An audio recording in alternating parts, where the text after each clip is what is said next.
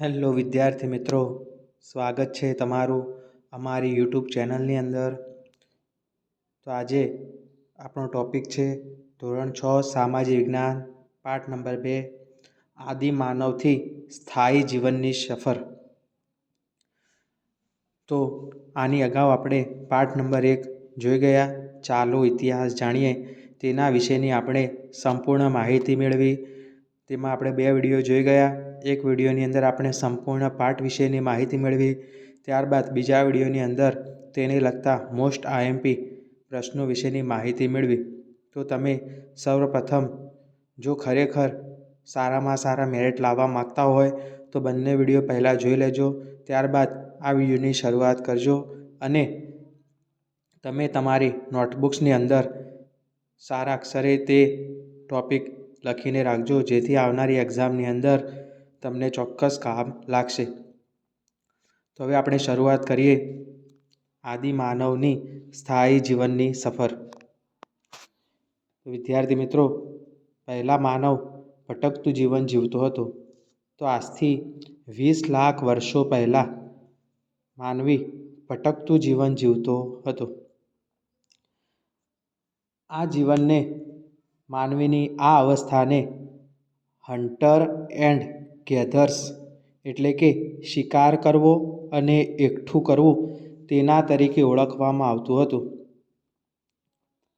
આદિમાનવના વસવાટ કોણે શોધ્યા?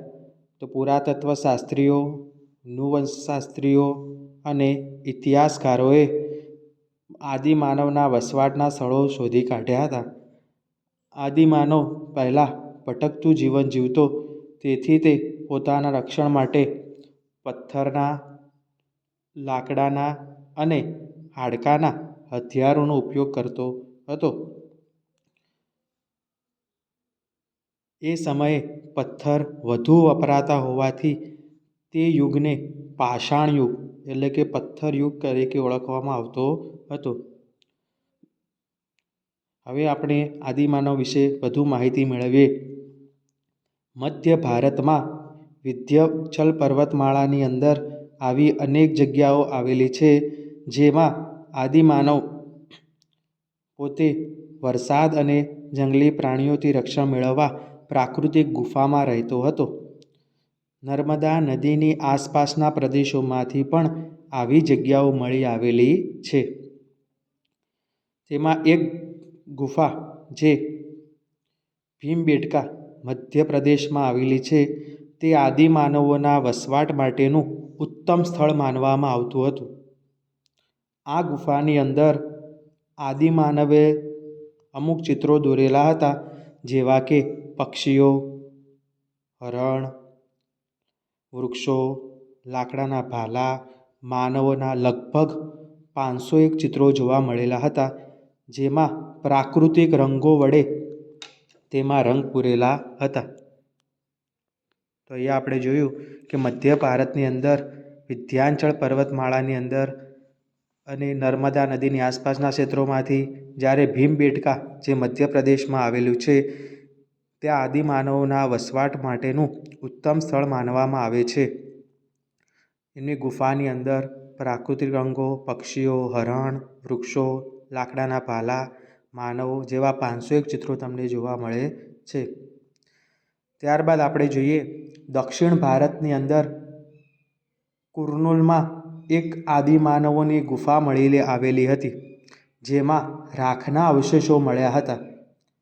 તેથી તેનો મતલબ એ થાય કે તેઓ અગ્નિથી પરિચિત હશે. ઇતિહાસકારોના મતે 11,000 વર્ષ પહેલાં માનવી અગ્નિનો ઉપયોગ કરતો થયો હશે,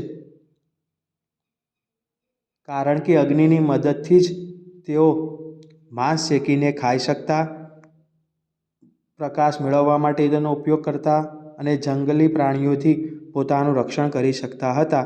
તેથી અગ્નિના ઉપયોગથી તેમના જીવનની અંદર ક્રાંતિકારી પરિવર્તન જોવા મળ્યું હતું. ત્યારબાદ તેમના જીવનમાં મહત્ત્વનું પરિવર્તન લાવનાર માધ્યમ હતું પૈડું. જેમ કે તેઓ ઝાડના થડ અને જાડા લાકડામાંથી તેઓ ચક્ર એટલે કે પૈડું બનાવતા શીખ્યા હતા. ત્યારબાદ આપણે માહિતી મેળવીએ.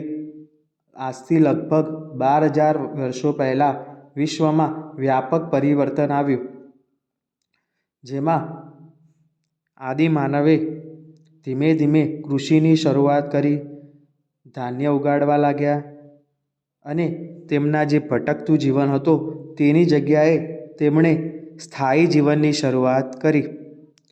આ સ્થાયી જીવનમાં તેમનો સૌ પ્રથમ સાથીદાર હતો કૂતરો. તો પરીક્ષાની અંદર આપણને આ પ્રશ્ન પૂછાઈ શકે કે સૌ પ્રથમ સાથીદાર કોણ હતું? તો કૂતરો. કૃષિની શરૂઆત થતાં તેઓ ભટકતા જીવનમાંથી સ્થાયી જીવન તરફ વળ્યા અને કારણ કે કૃષિ માટેના સ્થળો છોડીને જઈ શકાતું નથી અને પાકને ઉગતા થોડો સમય લાગતો હોય છે, તેથી તેમણે ભટકતા જીવનનો અંત આવતા તેમના ખોરાક, પોશાક અને રહેઠાણમાં વ્યાપક પરિવર્તન જોવા મળ્યું. હવે આપણે જોઈએ કે કઈ કઈ જગ્યાએથી આપણને અનાજ, રહેઠાણ, ઓજાર અને પ્રાણીઓ મળી આવેલા છે. તો સૌપ્રથમ છે માનવ વસાહત અને ગેંડો, જે આપણને લાંઘણજ એટલે કે ગુજરાતની જગ્યાએથી મળી આવેલા છે, જેના અવશેષો. તો આપણે આને યાદ રાખવા માટે ગેંડાની માનવ વસાહત કઈ? તો આપણે યાદ રાખીશું ગુજરાત એટલે કે લાંઘણજ. ત્યારબાદ ભેંસ, બળદ અને ઓજારો, તે આપણને ચિરાંદ એટલે કે બિહારની જગ્યાએથી મળી આવેલું હતું. તો આપણે આની અંદરથી યાદ રાખીશું ભેંસ, બળદ અને ઓજાર. તો અહીંયા બળદ, તો બળદના પાછળ દ આવે છે, તે જ રીતે ચિરાંદની પાછળ પણ દ આવે છે. તો આપણે આ રીતે યાદ રાખીશું ભેંસ, બળદ. બળદની જગ્યાએ આપણે સામે યાદ રાખીશું ચિરાંદ, જે આવેલું છે બિહારની અંદર. તો બળદની અંદર પણ 3 અક્ષરો છે, ચિરાંદમાં પણ 3 અક્ષરો છે અને બિહારની અંદર પણ 3 અક્ષરો છે. તો આપણે આ રીતે તેને યાદ રાખીશું. ઘઉં, મસૂર, કૂતરા, ખાડાવાળા મકાન, આ 4 વસ્તુ આપણને મળે છે બુર્જ હોમ ગુફાલ એટલે કે જમ્મુ કાશ્મીરની અંદરથી. તો આપણે આને યાદ રાખીશું. કૂતરા આપણને જમ્મુ કાશ્મીરની અંદર જોવા મળે છે. ત્યારબાદ છે ચોખા, પ્રાણીઓના હાડકાં, જે આપણને કોલ્ડી હવા, જે આપણને ઉત્તર પ્રદેશની અંદર જોવા મળે છે. તો આપણે આને યાદ રાખવા માટે કોલ્ડી હવા, તો હવા આવવાથી હાડકાં બગડતા નથી, એટલે કે ચોખા અને પ્રાણીઓના હાડકાં એ આપણને કોલ્ડી હવા ઉત્તર પ્રદેશમાંથી જોવા મળે છે. ત્યારબાદ ચોખા, ઘેટા બકરા અને પથ્થરના ઓજારો, જે આપણને મહાગઢા ઉત્તર પ્રદેશમાંથી જોવા મળે છે. એ જ પ્રમાણે ઘઉં, જવ, ઘેટા બકરા, પથ્થરના ઓજારો, જે આપણને મહેરગઢ એટલે કે હાલ પાકિસ્તાનની અંદર આવેલું છે, ત્યાંથી આપણને તે જોવા મળેલા છે. તો ઘઉં અને જવ આવે તો આપણે યાદ રાખીશું મહેરગઢ, અને ખાલી ચોખા આવે તો આપણે યાદ રાખીશું મહાગઢા. હવે આપણે જોઈએ કે એ સમયે 2 સ્થળો એટલે કે મહેરગઢ અને ઇનામગાંવ, જ્યાંથી આપણને ઘર અને ખેતીવાડીની માહિતી મળેલી હતી, જ્યાંના લોકો જવ અને બાજરી ધાન્ય પાકો તરીકે તે ઉગાડતા હતા. મહેરગઢ અને ઇનામગાંવના સ્થળેથી પથ્થરના તીક્ષ્ણ ઓજારો પણ આપણને મળી આવેલા છે. હવે આપણે થોડી મહેરગઢ વિશે માહિતી મેળવીએ. મહેરગઢ એ ભારતનું સૌથી પ્રાચીન ગામ ગણી શકાય.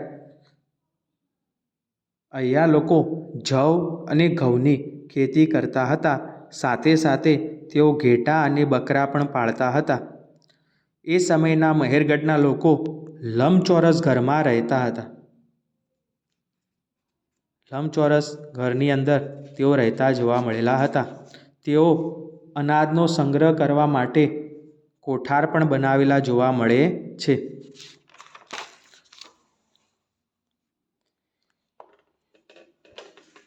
અહીંયા મહેરગઢમાં મળેલા પુરાવા મુજબ તેઓ મૃત્યુ પામનારને માન સન્માનની સાથે દફનાવતા હતા અને એક જગ્યાએ તો મનુષ્યની સાથે બકરીને પણ દફનાવવામાં આવેલી હતી તેવો પણ પુરાવો મળેલો છે.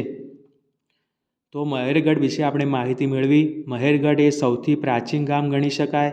તેઓ જવ અને ઘઉંની ખેતી કરતા હતા. તેઓ લંબચોરસ ઘરોમાં રહેતા હતા. જ્યારે તેઓ અનાજનો સંગ્રહ કરવા માટે પોતે કોઠારો પણ બનાવેલા હતા. અને બીજું કે તેઓ જે પણ લોકો મૃત્યુ પામતા તેને માન સન્માનથી દફન કરતા અને સાથે સાથે મનુષ્યની સાથે બકરીને પણ દફનાવવામાં આવેલી હતી.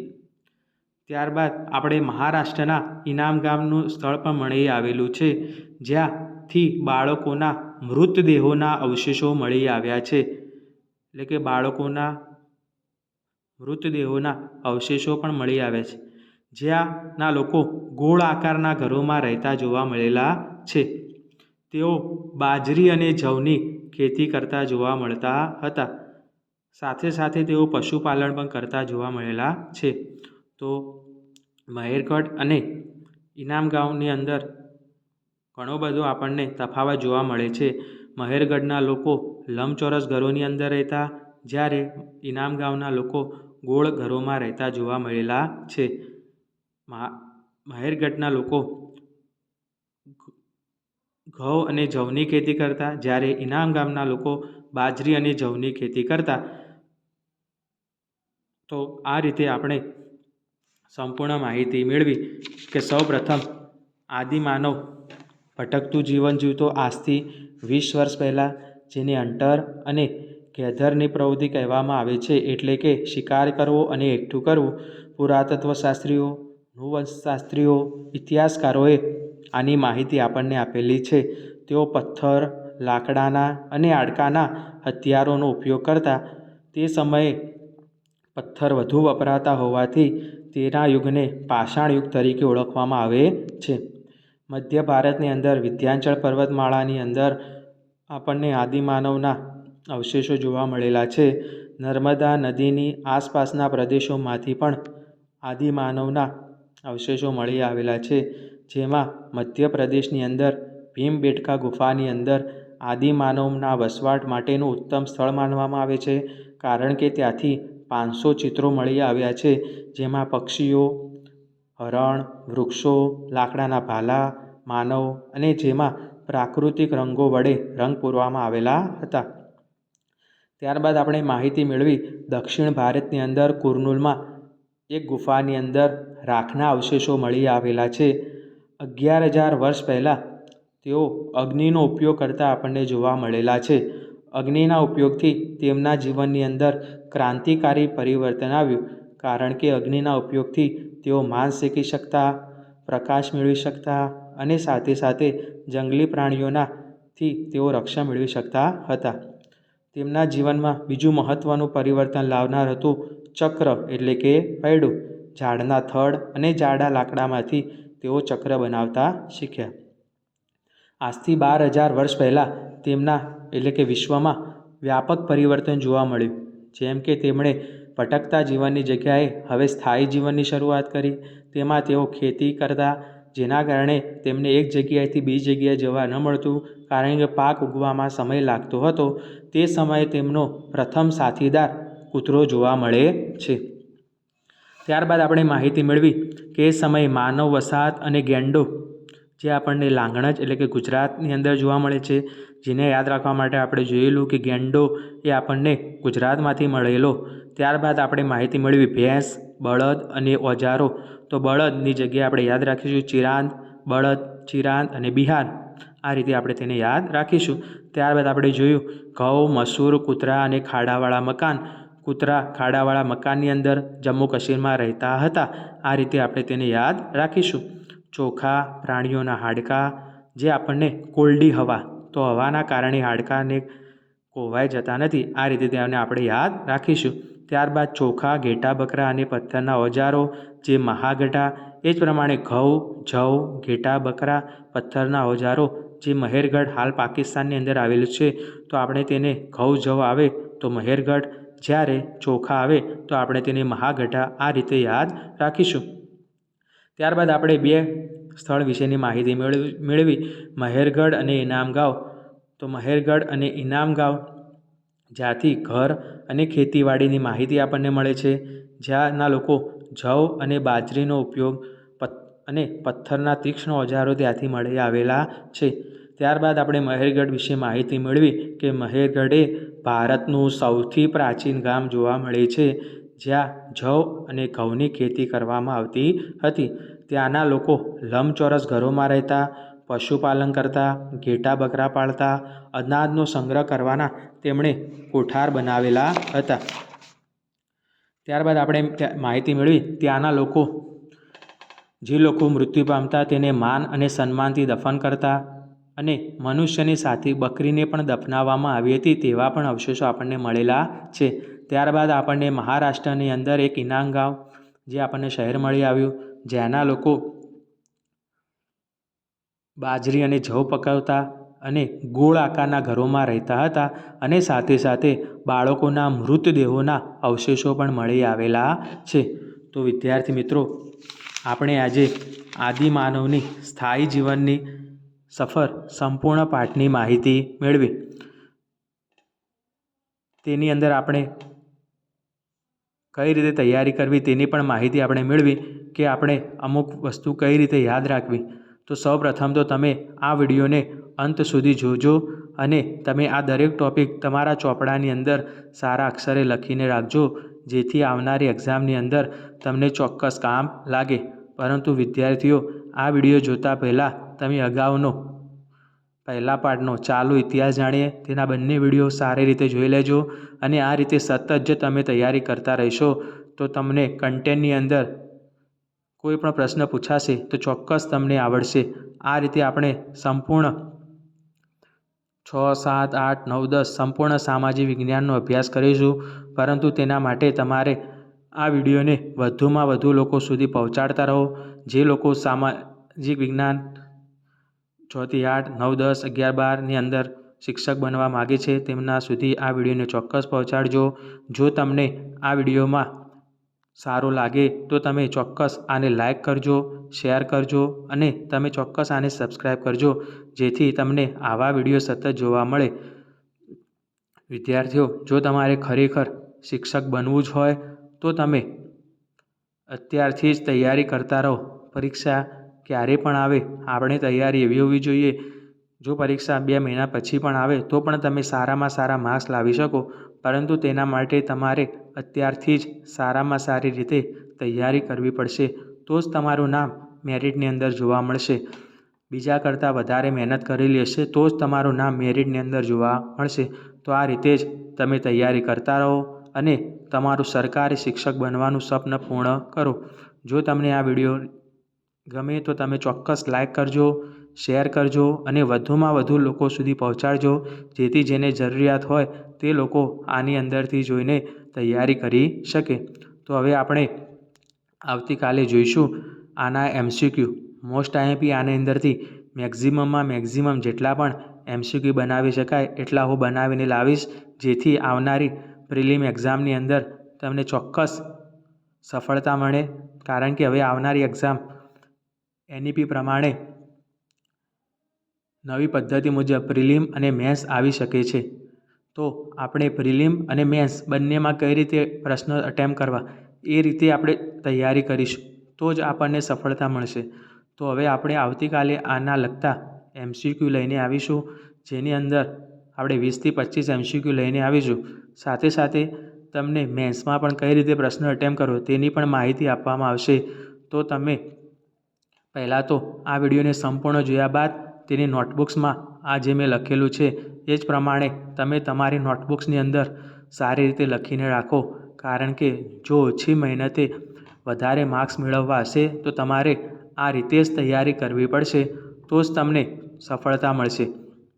તો હવે આપણે આવતીકાલે આના મોસ્ટ આઈએમપી MCQ જોઈશું. તો તમે સતત આ ચેનલ સાથે જોડાયેલા રહો. તમને આ ચેનલ યોગ્ય લાગે તો સબસ્ક્રાઈબ કરો, લાઈક કરો અને તમારા મિત્રો સુધી ચોક્કસ આ ચેનલને શેર કરો. હવે આપણે કાલે મળીશું.